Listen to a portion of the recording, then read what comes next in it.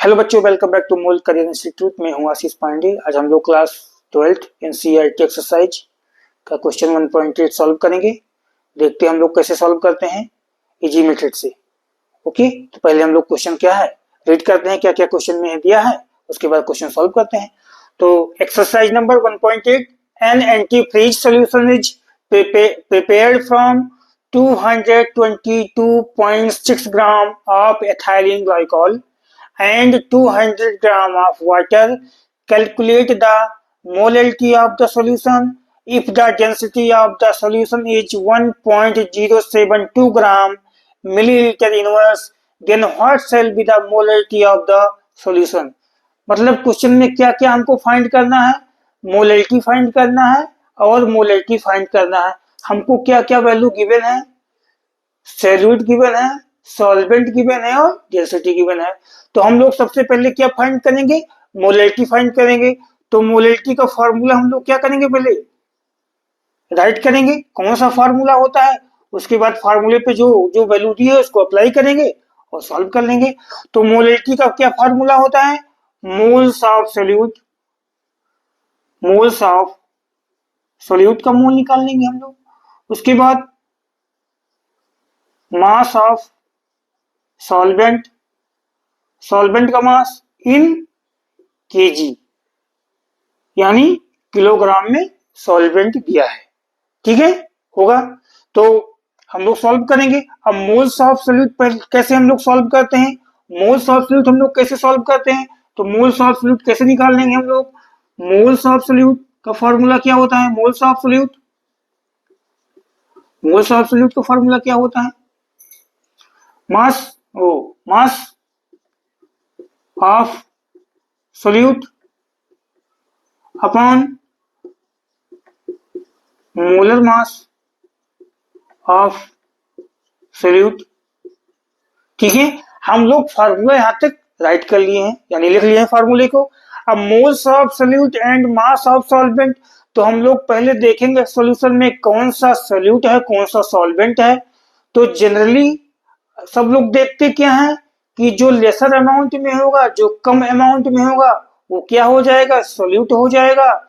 जो larger amount में होगा, ज्यादा अमाउंट में होगा, वो सॉल्वेंट होगा। तो हम क्वेश्चन में देखेंगे कि यहाँ पे जो वैल्यू दी हुई है कौन सा ज्यादा है कौन सा कम है। तो 222.6 ग्राम क्या दिया हुआ है, एथाइलिन ग्लाइकॉल दिया हुआ है। तो और क्या दिया हुआ है, 200 ग्राम वाटर दिया हुआ है। तो देखेंगे इसमें क्या, जो ज्यादा वैल्यू है वो सब लोग क्या मानते हैं, सॉल्वेंट मान लेते हैं, जो लेसर वैल्यू हो सॉल्यूट मान लेते हैं। लेकिन ऐसा जनरली देखा जाता है, हर जगह ऐसा अप्लाई नहीं किया जाता है। हम लोग क्या देखते हैं इसको, सॉल्यूट और सॉल्वेंट देखने के लिए जो फिजिकल स्टेट जो बताता है सॉल्यूशन का, ठीक है, कैसा फिजिकल स्टेट है। तो solvent determine the physical state of solution. ठीक है, हमेशा फिजिकल स्टेट क्या किससे डिटरमाइन होगा, सॉल्वेंट से डिटरमाइन होगा। यानी सॉल्वेंट डिटरमाइन करता है फिजिकल स्टेट कि किस सॉलिड है या लिक्विड है या गैस है, किसमें है, कौन सा डिटरमाइन करेगा, सॉल्वेंट डिटरमाइन करेगा। तो यहाँ पे कम और ज्यादा का मतलब नहीं है, केवल क्या देखेंगे कि फिजिकल स्टेट क्या है सॉल्यूशन की। तो जहां भी वाटर होगा वहां पे फिजिकल स्टेट क्या हो जाएगी सॉल्यूशन की, एक्वस मीडियम हो जाएगा। एक्वस में हमेशा क्या होगा, वाटर को हमेशा सॉल्वेंट में लेते हैं। जहां भी कहीं भी दिया होगा क्या, एक्वस सॉल्यूशन जब दिया होगा उसमें क्या लेंगे, वाटर लेंगे। और कहीं पर भी वाटर क्या है, सॉल्यूशन में है, तो उसको क्या मान लेंगे हम लोग, सॉल्वेंट मान लेते हैं हमेशा। और जो दूसरा पार्ट होगा क्या मान लेंगे, सोल्यूट मान लेंगे। तो यहाँ पे एथाइलिन ग्लाइकॉल क्या हो गया, सोल्यूट हो गया, और वाटर क्या हो गया, सॉल्वेंट हो गया। ठीक है, तो हम वैल्यू अप्लाई करते हैं। सबसे पहले हमको क्या निकालना है, मोलैलिटी निकालना है। मोलैलिटी का फार्मूला क्या हो गया, moles of solute upon mass of solvent in kilogram में रखना है। मोल्स ऑफ सोल्यूट हम लोग क्या कर लेंगे, फाइंड कर लेंगे। कैसे फाइंड करेंगे, इसका फार्मूला क्या होता है, मास of solute upon molar mass of solute. तो हम लोग देखेंगे मास ऑफ सोल्यूट क्या दिया हुआ, सोल्यूट किसको माने हम लोग, एथाइलिन ग्लाइकॉल को क्या मान लिए, सोल्यूट मान लिए। इसका मास कितना है, 222.6 ग्राम होगा upon molar mass of solute. Solute का मोलर मास निकाल लेंगे। मोलर मास हम लोग कैसे निकालते हैं, मॉलिक्यूलर फार्मूला क्या होता है, C2H6O2 होता है इसका मॉलिक्यूलर फार्मूला। अब इसका जो है मोलर मास कैसे निकाल लेंगे, जो सारे एटम होंगे उनके मास को हम लोग ऐड कर लेंगे, क्या फाइंड हो जाएगा, मोलर मास, ठीक है, जिसको हम लोग मोलिकुलर वेट कहते हैं। तो हम लोग फाइंड करेंगे, देखेंगे कार्बन है, सबसे पहले कार्बन का मास कितना होता है, 12 होता है। कितने एटम है, दो एटम है, दो से हमने क्या किया, मल्टीप्लाई कर लिया। उसके बाद हाइड्रोजन को हमने ऐड कर लिया, हाइड्रोजन का मास कितना होता है, 1 होता है। हाइड्रोजन के कितने एटम है, 6 से हमने मल्टीप्लाई कर लिया है, यानी जो उसका मास होगा उसके नंबर से क्या कर लेंगे, मल्टीप्लाई कर लेंगे। उसके बाद क्या है, ऑक्सीजन है, ऑक्सीजन का मास कितना होता है, 16 होता है।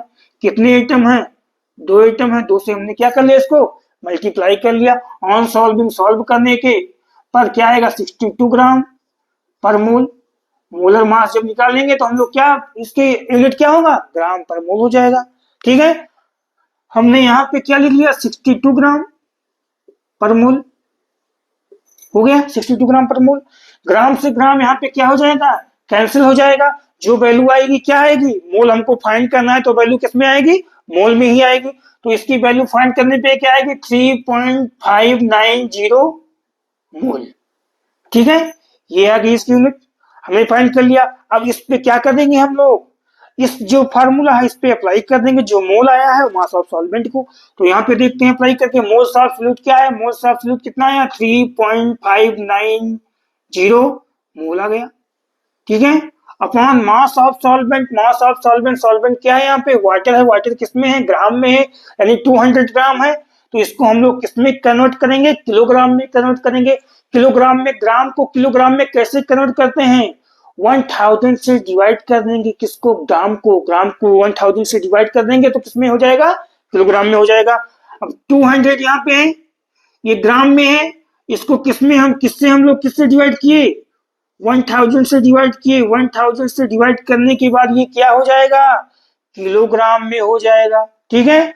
और सॉल्विंग, इसको जैसे हम लोग और सॉल्व करेंगे क्या आएगा, 3.590 मोल। तो ये आपका हो ही गया, अपॉन 200 हो गया, इंटू 1000 यहाँ पे चला जाएगा, ठीक है। और इसको सॉल्व करने पर जो वैल्यू आएगी क्या आएगी, 17.54, ठीक है। इसकी यूनिट क्या होगी, ये किसमें था, ये किलोग्राम में आ गया है, ये मोल है, ये किलोग्राम में आ गया है इसको डिवाइड करने के बाद, ठीक है। ये मोल दिया हुआ है, तो यानी ये वैल्यू क्या हो जाएगी, इसको बोलते हैं मोलल। क्या हम लोग निकालते हैं, मोललिटी निकालते हैं। इसकी एक यूनिट क्या होती है, मोलल होती है, इसको मोलल लिख सकते हैं। या जो इसकी यूनिट आई है, मोल पर केजी, क्या कह सकते हैं, मोल पर केजी कह सकते हैं। एक यूनिट इसकी और क्या हो सकती है, और क्या हो सकती है, मोल, किलोग्राम, केजी इनवर्स, 2 यूनिट हो गई। यानी हम लोगों ने इसको क्या कर लिया, फाइंड कर लिया, ठीक है। अब हम लोगों को क्या फाइंड करना है, मोलरिटी फाइंड करना है। तो मोलरिटी देखते हैं हम लोग कैसे फाइंड करते हैं। पहले उसका फार्मूला हम लोग क्या करेंगे, मोलरिटी का फार्मूला राइट करेंगे। जैसे राइट हो जाता है मोलरिटी का फार्मूला, हम लोग क्या निकालते हैं, मोलरिटी निकाल लेते हैं। कैसे निकालेंगे, डेंसिटी भी दिया हुआ है, ठीक है। तो देखते हैं मोलरिटी हम लोग निकालेंगे। मोलरिटी का फार्मूला क्या होता है, मोल्स ऑफ सोल्यूट, सोल्यूट का मोल हो गया, अपॉन वॉल्यूम, वॉल्यूम किसका, सॉल्यूशन का, वॉल्यूम ऑफ सॉल्यूशन